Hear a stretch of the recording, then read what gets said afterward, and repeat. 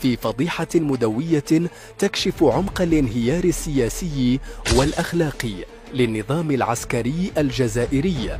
أقدمت الطغمة الحاكمة على تقديم عرض مهين للإدارة الأمريكية عشية تنصيب الرئيس السابق دونالد ترامب، عرض لا يمكن وصفه إلا بالخيانة العظمى لشعب بأكمله، حيث شملت المقترحات شراء أسلحة بقيمة 15 مليار دولار سنويا، رغم أن الشعب الجزائري يعاني الفقر وغياب أبسط الخدمات الأساسية. تقديم 500 مليون دولار لدعم أوكرانيا في انقلاب فج على الحليف الروسي الذي طالما هلل له النظام.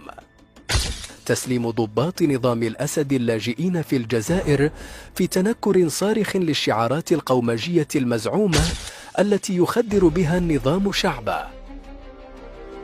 التطبيع مع إسرائيل في خطوة تكسر كل الشعارات الزائفة التي يرددها النظام حول الممانعة ودعم محور المقاومة.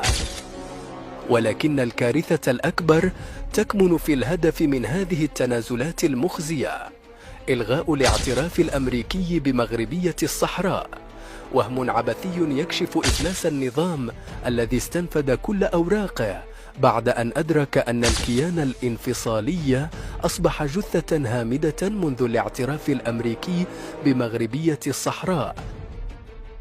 الشعب الجزائري اليوم رهينة لطغمة عسكرية حولت البلاد إلى أداة لخدمة مرتزقة الساحل في تندوف والمتاجرة بثرواته وسيادته في مزاد علني لإنقاذ مشروع ولد ميتا.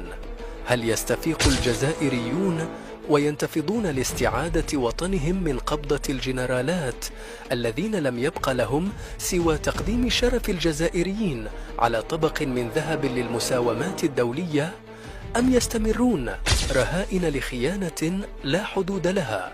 وهل تتحقق نبوءة الشيخ الجزائري الذي قال قبل سنوات طويلة أن سبب هلاك الجزائر هو الصحراء المغربية؟ ذلك أسباب هلاك الجزائر الصحراء الغربية.